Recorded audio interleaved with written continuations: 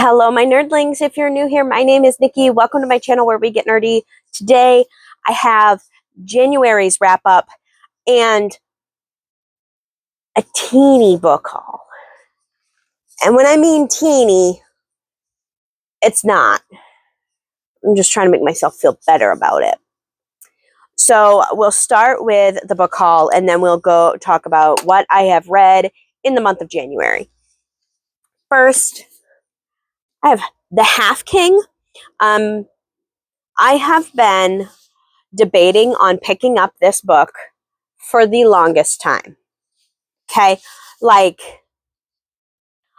every time I go to the store, I pick it up, I look it over, I see what it's about, and I'm just like, next time, right? But then I finally had this come to Jesus moment with myself and said, I have said that about a lot of books. And every time I do that, it was books I ended up loving and why didn't I read this sooner? So I caved and I bought it. Did I need it? No. Am I glad I bought it? Fuck yeah. Then the rest are all gifts. So it don't count. First, I have Connor by Mary Warren. This is a plus-size hockey romance, in case you couldn't tell by the cover. Sasha is a plus-size influencer, but left it all behind after an incident with a stalker. She finds a new job managing social media for a hockey team. It might just be the fresh start she was looking for, but the only problem is the infuriating team captain. But she can't hide from her past forever. Connor is the captain of the hockey team. He's devoted his whole life to hockey, hoping to bring home the cup. That focus is tested when the Magic hire a new social media manager who is the most beautiful woman he has ever seen and a distraction he didn't need. When her safety is at stake, he can't help but be her knight in shining hockey pads. Despite their rocky start, Sasha learns Connor is someone she can depend on, and he learns there is more to life than hockey. I have read 3 other Mary Warren books and absolutely loved them. She is probably one of my favorite self-pub indie authors, hands down. And then another gift that I received is The Hells of Notre Dame. This is a Hunchback of Notre Dame / Phantom of the Opera retelling, but it is gay. Let me get to... Before you begin, content warnings. This novel includes adult language, graphic violence, explicit sexual content, homophobia, transphobia, mentions of gender dysphoria, body dysmorphia, and past childhood sexual assault.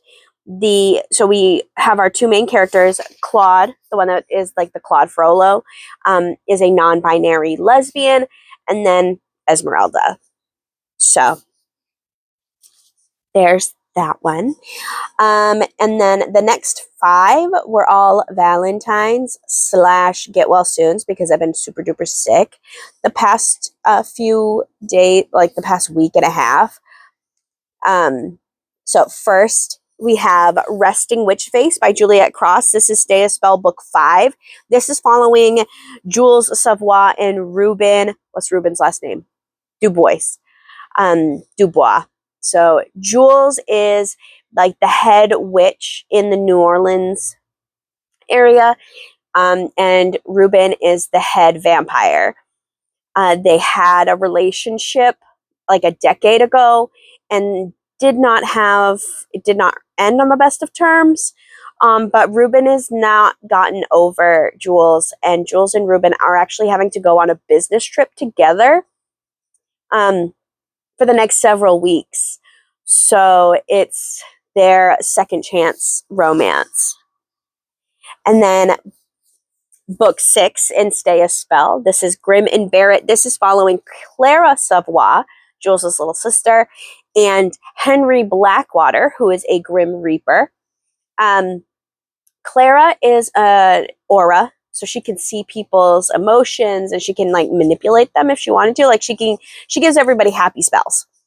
But she can tell that this Grim has the hots for her, and it's just getting him to break down that barrier and like accept that he deserves love just as much as anybody else. And then the next three are all in a series. We have God of Pain by Rena Kent. This is following Creighton King and Annika. What's Annika's name? Annika's last name? Volkov. It's their romance. It's the second book in Legacy of Gods. The first book is God of Malice. It's Killian Carson and Glendon King. This is Creighton is Glendon's cousin, and Annika is, I think, technically Killian's cousin.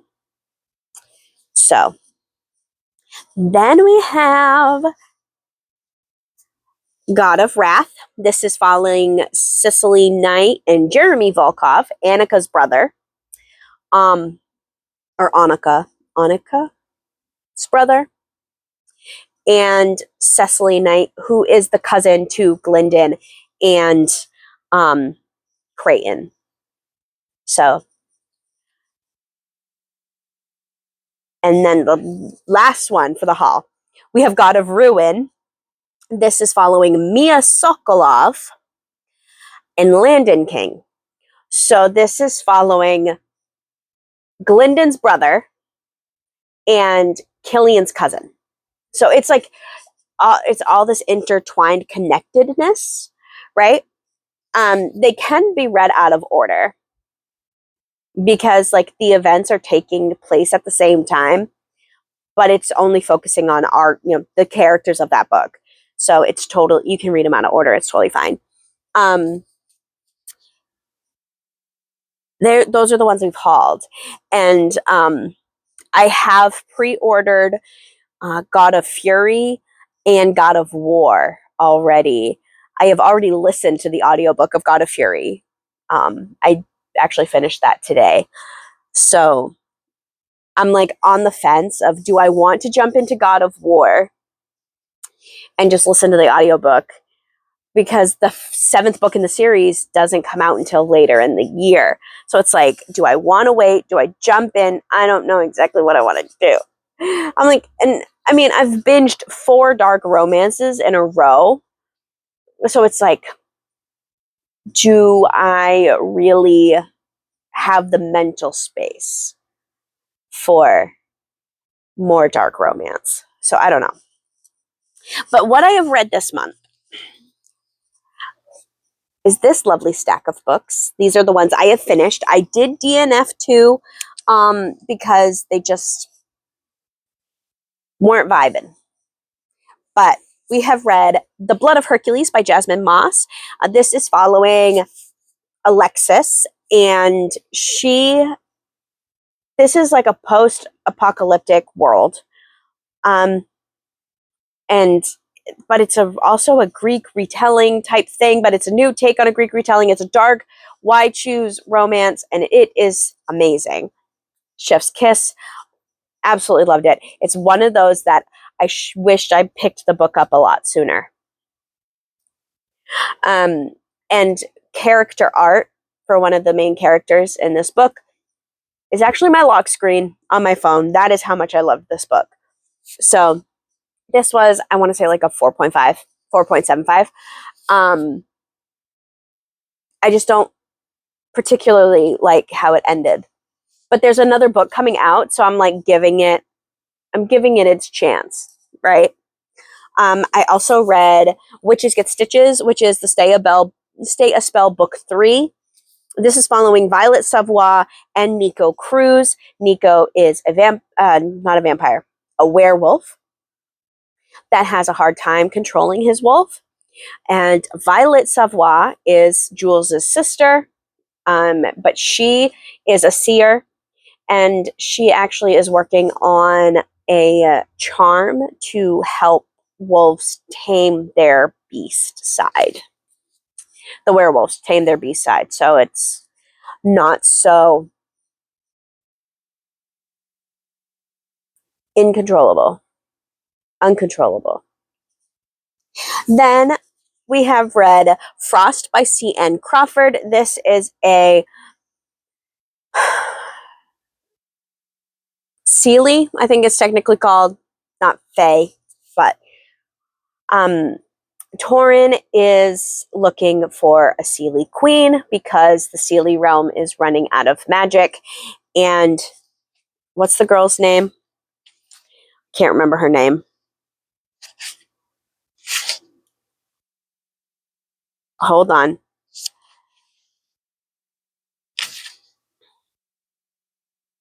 Ava. And then Ava is a Seelie individual that has actually been banished from the Seelie realm. And then one day the Seelie king meets her and whatnot. But it's a enemies to lovers, but also like it has the whole marriage, like, what's that word? Competition. So kind of like, not like The Bachelor in the sense of like you earn, like it's nice and sweet. No. There's like trials where people die and get brutally maimed. So, and we also read Scarred by Emily McIntyre. This entire series is a play on classical Disney stories. This is obviously The Lion King. This is following Tristan Fossa and Lady Sarah Beatrow. Sarah has been brought to the kingdom to marry Michael Fossa, but she falls for Tristan, and it's their story. Yeah, this is a dark romance. Check trigger warnings. We also read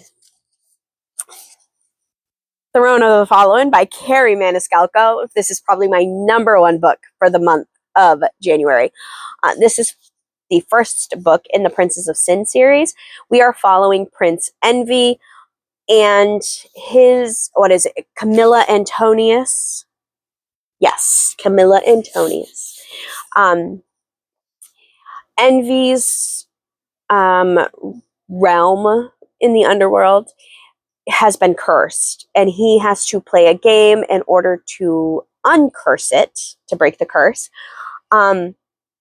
And part of the game involves Miss Antonius, and then Miss Antonius gets involved and whatnot, and it's the love story between him and Miss Antonius and breaking the curse and everything, and it's just amazing.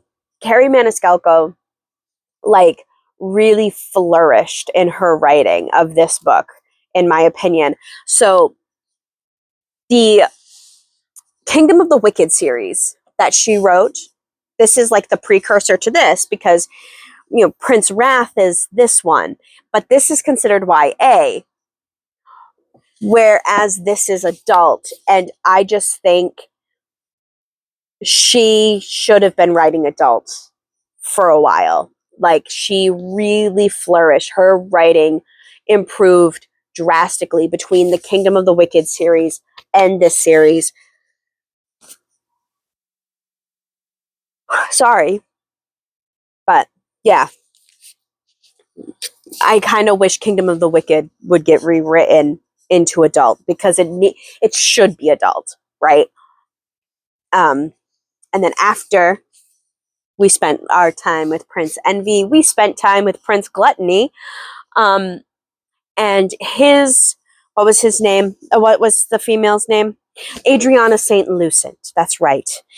So Miss St. Lucent is a gossip column writer in the underworld, and she has it out for Gluttony. She hates him with a deep, fiery passion. We don't know why.